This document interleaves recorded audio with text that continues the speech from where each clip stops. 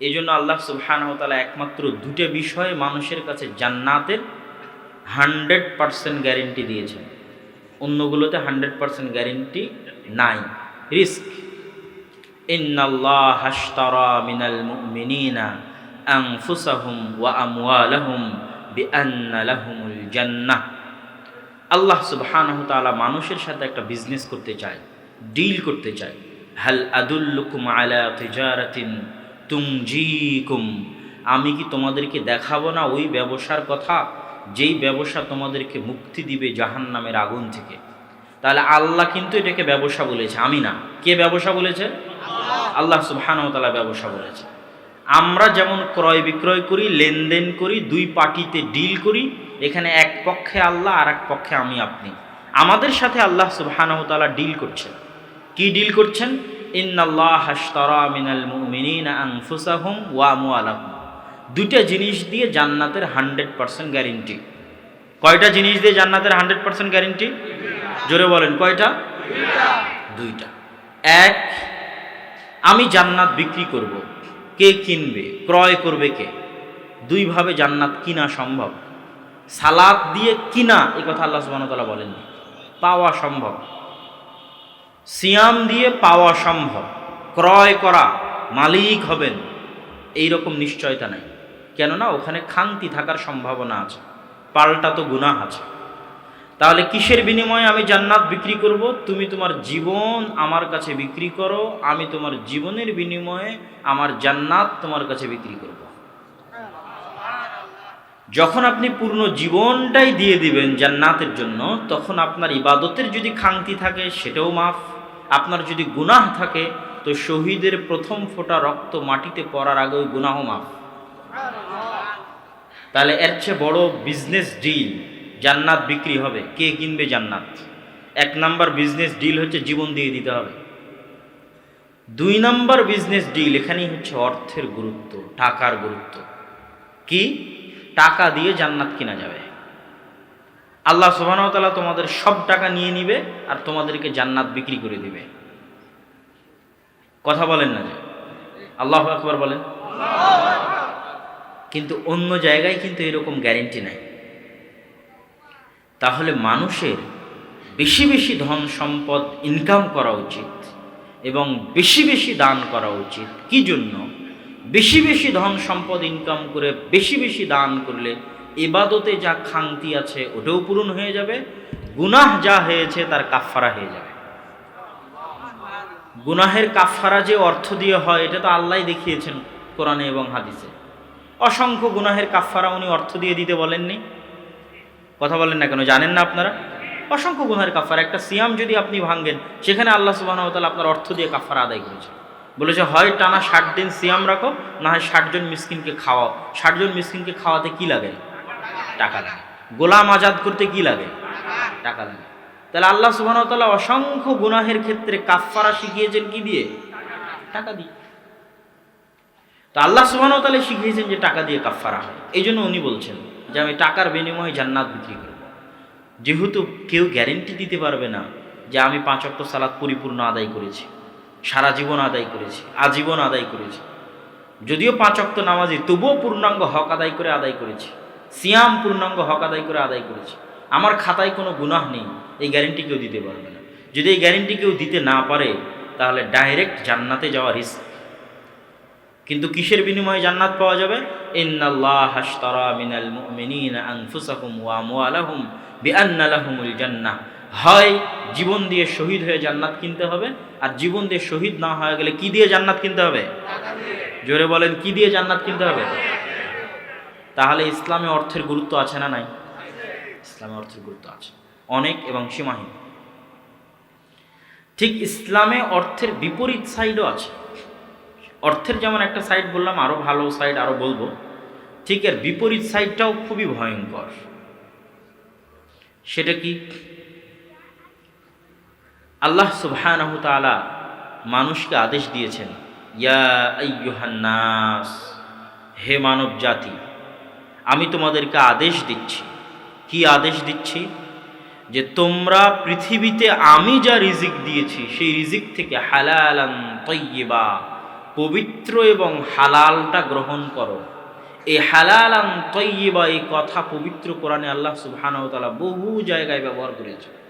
কখনো ইয়া আইয়ুহাল্লাযীনা আমানু, কখনো ইয়া আইয়ুহান নাস, হে ইমানদারগণ, হে মানব জাতি, তোমরা আমি পৃথিবীতে যে রিজিকের সিস্টেম দিয়েছি সেখান থেকে কোনটা গ্রহণ করো? হালালান তয়্যিবা, হালাল এবং পবিত্র। পবিত্রই হালাল, হালালই পবিত্র। যেটা পবিত্র ওটাই হালাল, যেটা হালাল ওটাই পবিত্র, যেটা হালাল নয় ওটা অপবিত্র, যেটা পবিত্র নয় ওটাই হারাম। এই অর্থ ইসলামে এতটা গুরুত্বপূর্ণ যে ইসলামের যদি সারমর্ম করা হয় যে সার নির্যাস, তো সার নির্যাসের মধ্যে একটা সার নির্যাস আসবে হচ্ছে হালাল এবং হারাম ইনকাম। হারাম ইনকাম দিয়ে জান্নাত পাওয়া সম্ভব নয়। হারাম ইনকামে জান্নাতের দরজা বন্ধ হয়ে যায়। লা ইয়াদখুলুল জান্নাতা জাসাদুন গুযিয়া বিল হারাম, ওই শরীর জান্নাতে প্রবেশ করতে পারে না যেই শরীর কি দিয়ে গঠিত হয়েছে? হারাম দিয়ে গঠিত হয়েছে। এবং হারামের ভয়াবহতা বলতে গিয়ে রাসূলুল্লাহ সাল্লাল্লাহু আলাইহি ওয়াসাল্লাম হাদিসে বলছেন, একজন ব্যক্তি উস্কো খুস্কো আশআতু শার, উস্কো খুস্কো চুল, অনেক দূর থেকে এসেছে, গায়ের জামা কাপড় ময়লা হয়ে আছে, সে দুই হাত তুলে বলছে ইয়া রব, ইয়া রব, আল্লাহর কাছে দোয়া করছে। মাতাআমুহু হারামুন মালবাসুহু হারামুন, তার গায়ে যে কাপড় আছে ওটাও হারামের টাকায়, সে যে খাবার খেয়েছে ওটাও হারামের টাকায়। তো যদি সব কিছুই হারামের টাকায় হয়, আল্লাহ সুবহানাহু ওয়া তাআলা পবিত্র, আন্না ইস্তাজাবু লাহ, কিভাবে আল্লাহ সুবহানাহু ওয়া তাআলা তার দোয়া কবুল করতে পারে যার কাপড়ও হারামের টাকায়, যার পানিও হারামের টাকায়? তাহলে হারামের টাকা দিয়ে আল্লাহ সুবহানাহু ওয়া তাআলা কোনো কিছু গ্রহণ করবেন না। রাসূলুল্লাহ সাল্লাল্লাহু আলাইহি ওয়াসাল্লাম বলছেন, ইন্নাল্লাহা তাইয়্যিবুন লা ইয়াকবালু ইল্লা তাইয়্যিবা, আল্লাহ হচ্ছেন পবিত্র। আল্লাহ কি? পবিত্র। আল্লাহ সুবহানাহু ওয়া তাআলা পবিত্র ছাড়া কোনো কিছু গ্রহণ করেন না। তথা মানুষ যদি তার ইনকামের মধ্যে হারাম মিশ্রিত করে, তাহলে আল্লাহ সুবহানাহু ওয়া তাআলা সেই হারাম মিশ্রিত ইনকাম গ্রহণ করবেন না এবং তার জন্য জান্নাতের রাস্তা, জান্নাতের দরজা বন্ধ হয়ে যাবে। খায়বারের যুদ্ধে একজন ব্যক্তি মারা গেল, সাহাবীরা বলছে ফুলানুন শাহিদ, আরে অমুক তো শহীদ হয়ে গেছে। রাসূলুল্লাহ সাল্লাল্লাহু আলাইহি ওয়াসাল্লাম বলছেন, কাল্লা, কখনো নয়, তোমরা কিভাবে তাকে শহীদ বলো? রাআইতুহু, আমি তাকে দেখছি, ফি আবাআতিন ফিন্নার, একটি চাদরে আগুনে, জাহান্নামের আগুনে জ্বলছে, একটি চাদরে জড়ানো অবস্থায়। রাসূল সাল্লাল্লাহু আলাইহি ওয়াসাল্লামের হাদিস শুনে সাহাবীরা দৌড়াতে দৌড়াতে গেলেন, উনিও সাহাবী, যেহেতু আল্লাহ রাসূলের সাথে যুদ্ধে অংশগ্রহণ করেছিলেন, যে তিনি কি করেছেন? গনিমতের একটি চাদর নিজের কাছে রেখে দিয়েছিলেন, আমানতের খেয়ানত করেছিলেন। তো আল্লাহর রাসূলের সাথে যুদ্ধ করেও জান্নাতে যেতে পারলেন না। কিসের কারণে? হারামের মিশ্রণের কারণে। হারামের মিশ্রণ থাকার কারণে রাসূল সাল্লাল্লাহু আলাইহি ওয়াসাল্লামের সাথে যুদ্ধ করেও তিনি জান্নাতে যেতে পারলেন না। তাহলে অর্থের দুইটা দিকই ইসলামে খুবই গুরুত্বপূর্ণ। যদি ইসলামে অর্থ যদি খারাপ পন্থায়, হারাম পন্থায় হয়, তাহলে অর্থই তার জাহান্নামে যাওয়ার জন্য যথেষ্ট, তার জান্নাতে যাওয়ার কোনো রাস্তা নেই। আবার যদি জান্নাত কিনতে চায়, জান্নাত পেতে চায়, তাহলে অর্থের গুরুত্ব সীমাহীন এবং অপরিসীম। অর্থের গুরুত্বের উপর আরও কয়েকটা বাক্য বলি। ইসলাম 5টি স্তম্ভের উপর নির্ভরশীল, তার মধ্যে 2টা স্তম্ভ অর্থের সাথে শর্তযুক্ত। অর্থ থাকলে মানুষ ওই 2 স্তম্ভ আদায়ের নেকি পাবে, অর্থ না থাকলে ওই 2 স্তম্ভ আদায়ের নেকি পাবে না। একটি হচ্ছে যাকাত, আরেকটি হচ্ছে হজ। আরেকটি কি? কাবা ঘর কি গরিব মানুষের পক্ষে দেখতে যাওয়া সম্ভব? সম্ভব। যাকে আল্লাহ সুবহানাহু ওয়া তাআলা টাকা দিয়েছে তার পক্ষে দেখতে যাওয়া সম্ভব। তাহলে ইসলামে এমন 2টা ইবাদত আছে, যেই 2টা ইবাদত আল্লাহই শর্তযুক্ত করেছেন। কিসের সাথে? টাকার সাথে। আল্লাহ শর্তযুক্ত করেছেন, আমরা নই, আমি আপনি নই। আল্লাহ সুবহানাহু ওয়া তাআলা শর্তযুক্ত করেছেন যে হজ করতে হবে টাকা থাকলে, বা টাকা থাকলে হজ করা যায়, টাকা থাকলে যাকাত দেওয়া যায়। যার টাকা নাই, ওর যাকাত নাই, যাকাতের নেকিও নাই। যার টাকা নাই আর হজ নাই, হজের নেকিও নাই। রাসূলুল্লাহ সাল্লাল্লাহু আলাইহি ওয়াসাল্লাম এর নিকটে একবার সাহাবীরা অভিযোগ করলেন যে ধনীরা তো আমাদের চেয়ে এগিয়ে যাচ্ছে, আমরা কি করব? রাসূলুল্লাহ সাল্লাল্লাহু আলাইহি ওয়াসাল্লাম সেই সমস্ত গরীব আনসার এবং মুহাজির সাহাবীদেরকে শিক্ষা দিলেন যে তোমরা এই এই এই এই তাসবিহ পড়বে, সুবহানাল্লাহ, আলহামদুলিল্লাহ, আল্লাহু আকবার, 5 ওয়াক্ত সালাতের পরে এই তাসবিহগুলো তোমরা পাঠ করবে। তখন সাহাবীরা পাল্টা প্রশ্ন করলেন, হে আল্লাহর রাসূল, এই তাসবিহ যদি ধনীরাও জেনে যায় এবং ধনীরাও যদি এই তাসবিহ পাঠ করে আমাদের কি হবে? তখন রাসূলুল্লাহ সাল্লাল্লাহু আলাইহি ওয়াসাল্লাম বলেন, যালিকা ফাজলুল্লাহ ইউতিহি মান ইয়াশা। ধনীরাও যদি এই তাসবিহ পাঠ করে তাহলে তোমরা কেমনে তাদের সাথে পাল্লা দিবে? তাদেরকে আল্লাহ অর্থ দিয়ে আলাদা একটা নিয়ামত দিয়েছেন, যেই নিয়ামত আল্লাহ যাকে ইচ্ছা তাকে দেন।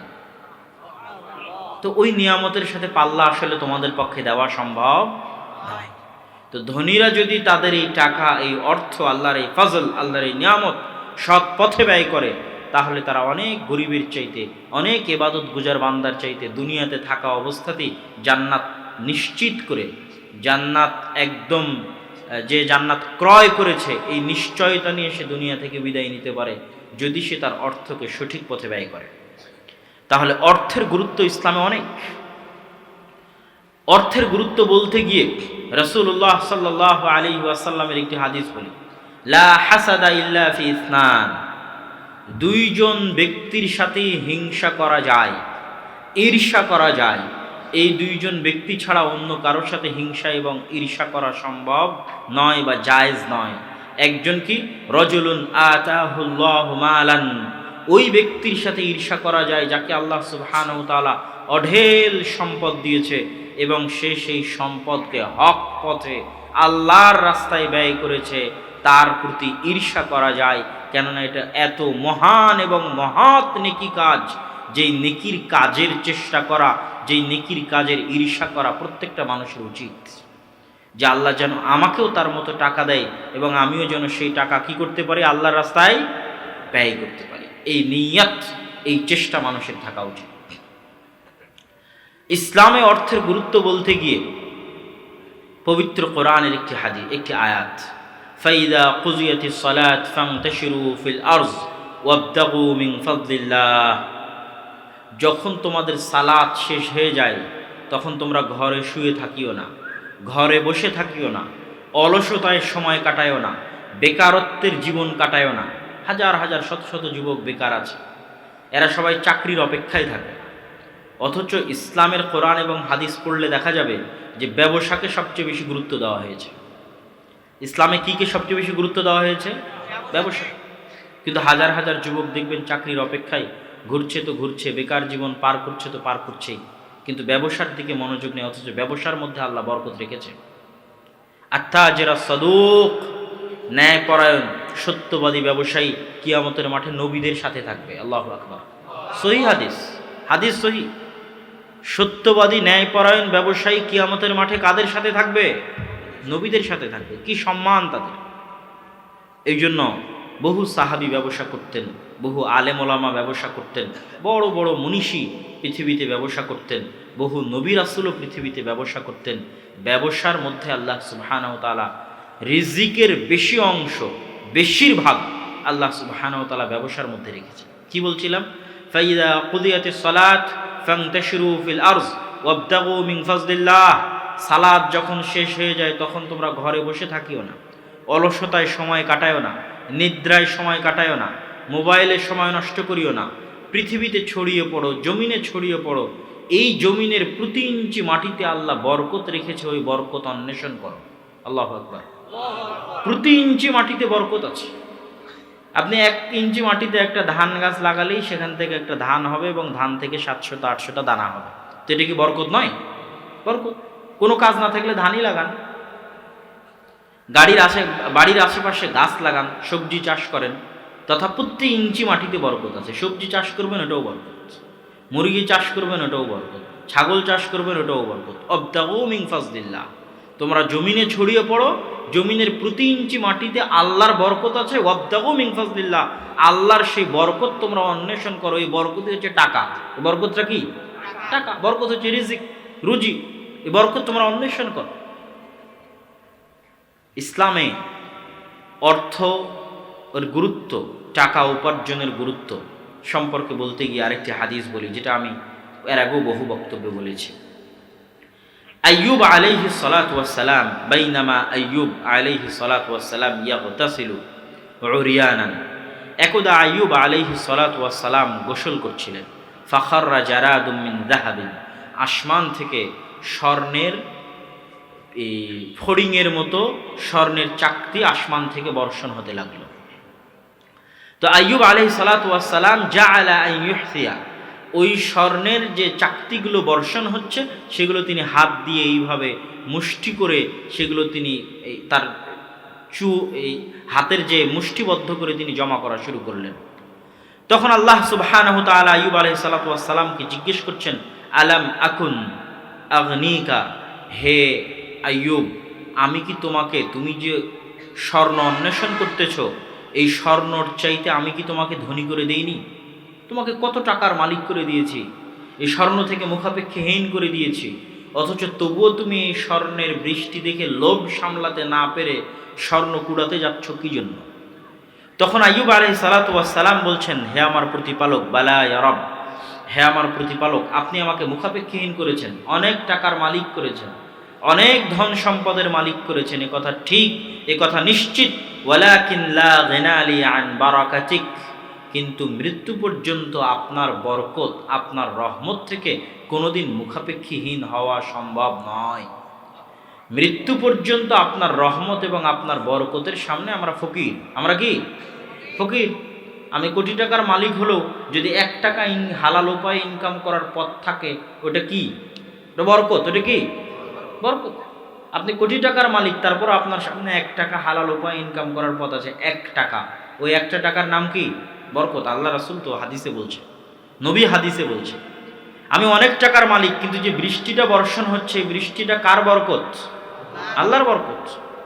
তা আমি যদি ওই বৃষ্টির, স্বর্ণের বৃষ্টি থেকে স্বর্ণ না কুড়িয়ে বিরত থাকি, তাহলে আমি নিজেকে বুঝাতে চাচ্ছি যে আমি আল্লাহর রহমত এবং আল্লাহর বরকত থেকে মুখাপেক্ষীহীন হয়ে গেছি, অনেক টাকার মালিক হয়ে গেছি, অনেক গর্ব এবং অহংকারী হয়ে গেছি। কোটি টাকার মালিক হওয়ার পরও মন এবং হৃদয় থাকবে আল্লাহর রহমত এবং বরকতের কাছে নত এবং ফকির এবং মিসকিন। এবং যে কোনো জায়গায় যদি সুযোগ পাওয়া যায় হালাল উপায়ে অর্থ উপার্জনের, সেটা যত ছোট হোক যত বড় হোক, সেটা কার দেওয়া রহমত, কার দেওয়া বরকত? আল্লাহর দেওয়া রহমত, আল্লাহর দেওয়া বরকত।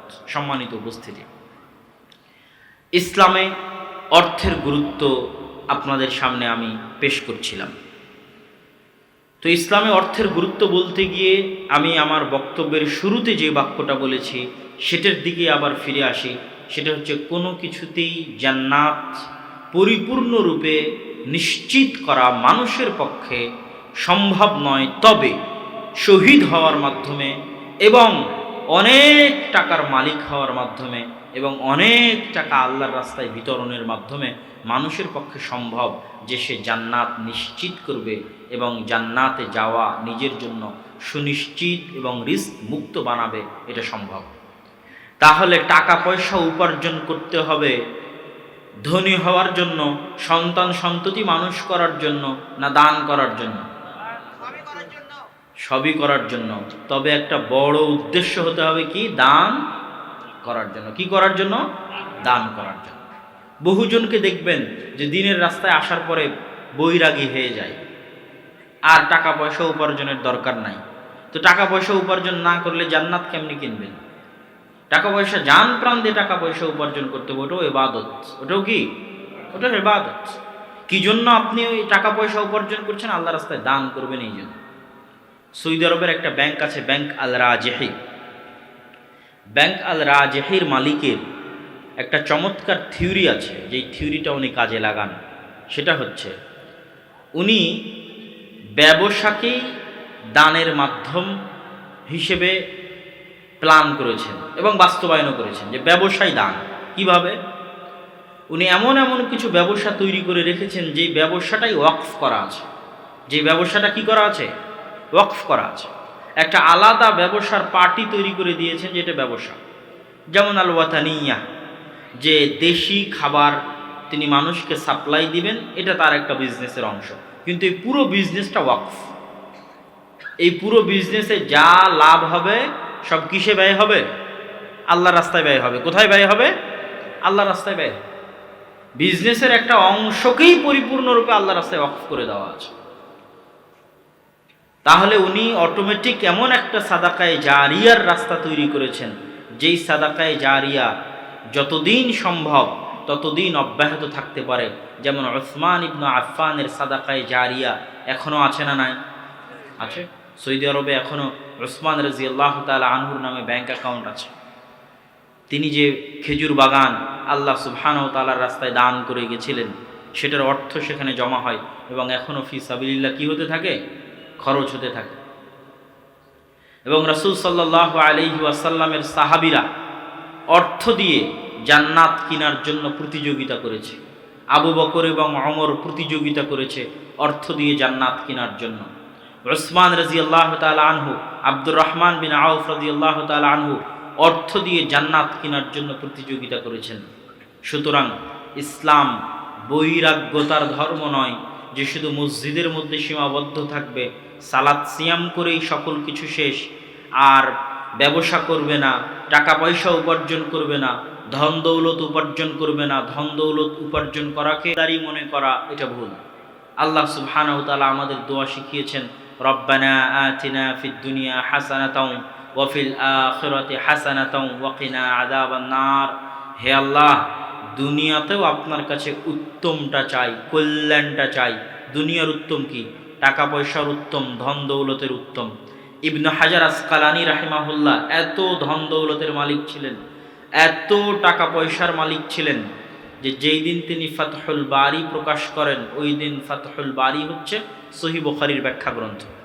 তিনি এত টাকা পয়সার মালিক ছিলেন যে যেই দিন তিনি ফাতহুল বারি প্রকাশ করেন, ওই দিন তিনি ফাতহুল বারি কয়েক হাজার, কয়েক লক্ষ কপি সারা পৃথিবীর সকল কোণায় সকল আলেমের নিকটে নিজ খরচে ফ্রি ছাপিয়ে ফ্রি পৌঁছে দেওয়ার ব্যবস্থা করেছেন। তো টাকা পয়সা না থাকলে তো উনি করতে পারতেন না। তো ওনার জীবনযাপন দেখে একদিন এক ইহুদি ওনাকে জিজ্ঞেস করছে, ওনার জীবনীতে বর্ণিত আছে যে, হে ইবনে হাজার আসকালানী, তোমরাই বলো যে আদ-দুনিয়া সিজনুল লিল মুমিন, দুনিয়া হচ্ছে মুমিনের জন্য কারাগার আর কাফেরদের জন্য জান্নাত। তা আমার নাই টাকা পয়সা, আমি ইহুদি মিসকিনি হালাতে জীবনযাপন করি, তুমি এত আলিশান তোমার উট, আলিশান তোমার ঘোড়া, আলিশান তোমার বাড়ি, আলিশান তোমার চলাফেরা, তো তুমি কেমনে কারাগারে হলে আর আমি কেমনে জান্নাতে হলাম? তো ইবনে হাজার আসকালানী রাহিমাহুল্লাহ উত্তরে বলেছিলেন যে আজকে তুমি যে অবস্থার মধ্যে আছো, যখন তুমি জাহান্নামে যাবে তার তুলনায় এটা জান্নাত। আর আমি যে অবস্থার মধ্যে আছি, আমি যখন জান্নাতে যাব তার তুলনায় এটা কারাগার। আল্লাহু আকবার। তো অনেক চমৎকার উনি অ্যান্সার দিয়েছিলেন।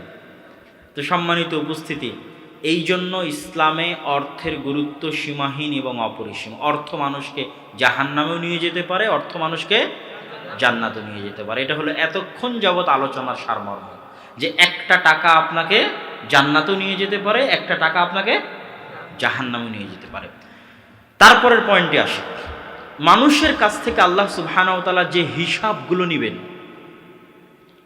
আমরা কিন্তু খালি হিসাব বলতে একটা জিনিস আমাদের ব্রেনে ভুল ইনস্টল হয়ে আছে। আমরা মনে করি হিসাব মানে সালাত কয় ওয়াক্ত মিস করেছে আল্লাহ এটার হিসাব নেবে, সিয়াম কয়টা মিস করেছে আল্লাহর এটার হিসাব নেবে, গুনাহ কয়টা করেছে আল্লাহ এটার হিসাব নেবে। এই যে একটা ভুল ধারণা আমাদের ব্রেনের মধ্যে ঢুকে আছে, কেউ কোনো সময় কল্পনা করি না যে আমার পকেটে যে একটা টাকা ঢুকলো, এই একটা টাকা ঢুকার হিসাব আল্লাহ নিবে এবং ওই একটা টাকা বের হওয়ার হিসাব আল্লাহ নিবে। আল্লাহু আকবার, নিবে। এই জিনিসটা আমার নানাকে যখন আমি দেখতাম, যে আমার নানা খুব পরহেজগার মানুষ ছিলেন, তো উনি প্রতিটা টাকার হিসাব খাতায় লিখে রাখতেন। এমনকি 4 আনা 8 আনারও যদি হিসাব হয়, ওনার ব্যক্তিগত, ওনার কোনো ব্যবসা ট্যাবসা এরকম না, ওনার পকেটে যা ঢুকতো তা লেখা, পকেট থেকে যা বের হতো তা লেখা। তো কি জন্য উনি লিখে রাখতেন? ওনার কথা হচ্ছে কিয়ামতের মাঠে আল্লাহ সুবহানাহু ওয়া তাআলা হিসাব চাওয়ার আগে দুনিয়াতে আমি নিজের কাছে আমার হিসাব পরিষ্কার রাখতে চাই। কিন্তু আমরা কিন্তু মালের বিষয় উদাসীন।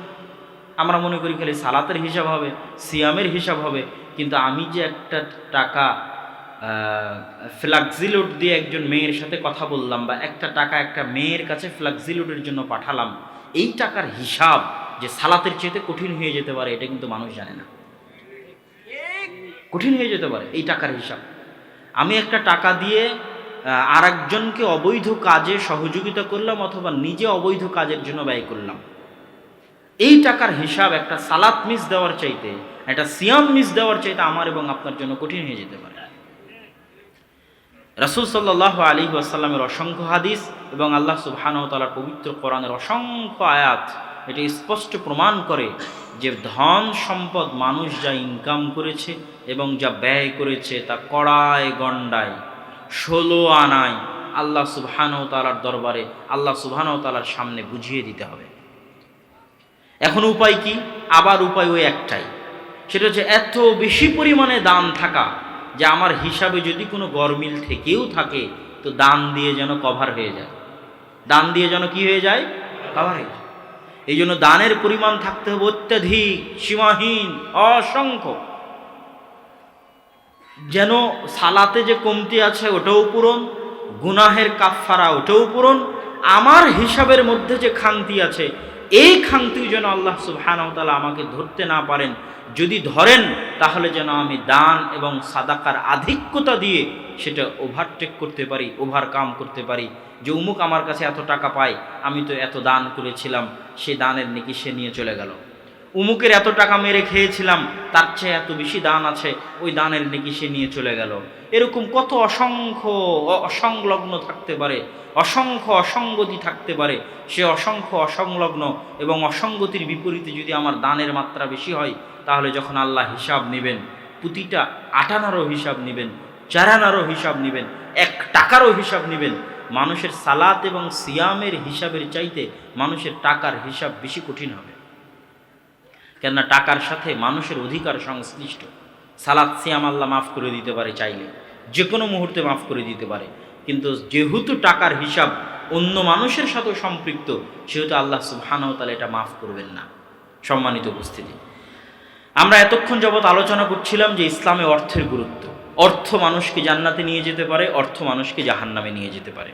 এবার আসি ইসলামী অর্থনীতির সাথে বর্তমান পৃথিবীতে যে অর্থনৈতিক ব্যবস্থা চলমান আছে, বা বর্তমান পৃথিবীতে যে অর্থনীতি চালু আছে, যেটাকে সুদী অর্থনীতি বলি অথবা পুঁজিবাদী অর্থনীতি বলি, এই দুই অর্থনীতির মধ্যে পার্থক্য কী, এবং সুদী এবং পুঁজিবাদী অর্থনীতি কেন আমার এবং আপনার জন্য ক্ষতিকর, এবং কেন ইসলামী অর্থনীতি আমার এবং আপনার জন্য কল্যাণকর।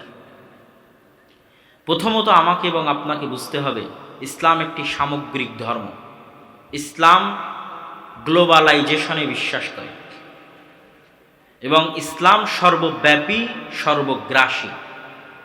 ইসলামের হুকুম আহকামগুলোকে এমনভাবে সাজানো হয়েছে যেটা সর্বব্যাপী, সর্বগ্রাসী। কিভাবে সর্বব্যাপী, সর্বগ্রাসী? অন্য কোনো রিলিজিয়ান এত অ্যাক্টিভ নয়, তাদের অ্যাক্টিভনেস আপনার চোখে পড়বে না, কিন্তু ইসলামের অ্যাক্টিভনেস কীভাবে চোখে পড়বে? দৈনিক 5 ওয়াক্ত সালাতে আজান এবং মসজিদে জামাতে উপস্থিতির মাধ্যমে ইসলাম অ্যাক্টিভ। প্রতিদিন তার কাজ আছে, প্রতিদিন কি আছে? কাজ আছে। দৈনিক 5 ওয়াক্ত আজান জানান দিচ্ছে যে আমরা ইসলামের সাথে সম্পৃক্ত, ইসলাম নামক দিন আছে, তার সাথে আমরা কানেক্টেড। এটা সর্বগ্রাসী, সর্বব্যাপী। এই জন্য আজানের উঁচু আওয়াজকে ইহুদি খ্রিস্টানরা ভয় পায়।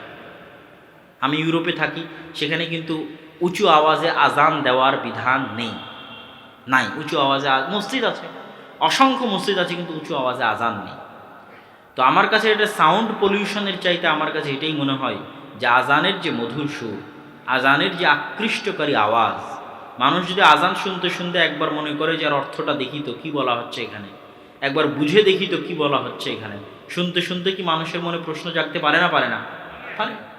ওই প্রশ্নেই মানুষকে হেদায়েত দিয়ে দিতে পারে, ওই প্রশ্নে মানুষকে ইসলামের ছায়াতলে নিয়ে আসতে পারে। তো আমি কি বলছিলাম যে ইসলাম হচ্ছে সর্বগ্রাসী সর্বব্যাপী একটা দিন। ইহুদি ধর্ম কিন্তু সংকুচিত দিন, যে জন্মগতভাবে ইহুদি সে ছাড়া কেউ ইহুদি হতে পারবে না। আপনি যদি ইহুদি পরিবারে জন্ম না হয়, আপনি কনভার্ট হয়ে ইহুদি হওয়ার কোনো উপায় নেই। এই জন্য ইহুদি হচ্ছে সীমাবদ্ধ একটা ধর্ম। কিন্তু সীমাবদ্ধ থাকার পরেও তাদের পজিটিভ দিক, তাদের দৃষ্টিতে কি, তারা মনে করে হচ্ছে সারা পৃথিবীর সুপারিয়রিটি, সারা পৃথিবীতে সবচেয়ে শ্রেষ্ঠ আল্লাহর সন্তান, নাউজুবিল্লাহ, আল্লাহর সন্তান হচ্ছে তারা, বাকি সব হচ্ছে তাদের স্লেভ, দাস এবং গোলাম। আমেরিকার খ্রিস্টানরা ওদের দাস গোলাম, আমি এবং আপনি ওদের দাস এবং গোলাম। এটা ওদের মেন্টালিটি, প্রকাশ্যে বলে না কিন্তু ভিতরে বিশ্বাস করে। এই জন্য কাউকে তাদের দিনের মধ্যে প্রবেশ করানোর সুযোগ তারা দেয় না। কেন? দাসদেরকে কেন তারা গ্রহণ করবে? ওরা আল্লাহর সন্তান, নাউজুবিল্লাহ, এই জন্য তারা সুপেরিয়র থাকবে এবং বাকি সবাইকে যখন চাইবে তখন হত্যা করতে পারবে, সবার মা বোনকে যখন চাইবে ধর্ষণ করতে পারবে। আপনি যখন ওই যে ইসরায়েলি কোনো পুলিশ যখন ডাইরেক্ট গুলি করে, আপনার কাছে আশ্চর্য মনে হয় যে কেমনি গুলি করে। এটা তাদের কাছে আশ্চর্যের কিছু না। স্লেভ, দাসকে গুলি করছে, কৃত দাসকে গুলি করছে, ও মালিক মুনিব, এই জন্য তার কোনো পরোয়া থাকে না গুলি করার সময়। তার স্ত্রী পুত্রকে যখন তখন ধর্ষণ করতে পারে, এটা তার কাছে তার সম্পদ। এইভাবেই এই বিলিভ এবং এই বিশ্বাস নেই তারা বড় হয়, খুব ভয়ঙ্কর। এই জন্য আল্লাহ সুবহানাহু ওয়া তাআলা পবিত্র কোরআনে বলেছে সবচেয়ে ভয়ঙ্কর শত্রু ওরা। তো কি বলছিলাম, সেটা হচ্ছে যে তাদের দিনটা হচ্ছে সংকুচিত, সীমাবদ্ধ, কিন্তু ইসলাম সর্বগ্রাসী সর্বব্যাপী, যে কেউ ইসলামে আসতে পারে। এবং ইসলামে মানুষের যে কাতারবদ্ধ, এই কাতারবদ্ধ হওয়ার রঙের উপর ভিত্তি নাই, বর্ণের উপর ভিত্তি নাই, তারপরে কোন গোত্র কোন জাতি তার উপর ভিত্তি নাই, কালেমা পড়লেই সে আপনার ভাই। এই যে বন্ধন, এই বন্ধনটা খুব শক্তিশালী।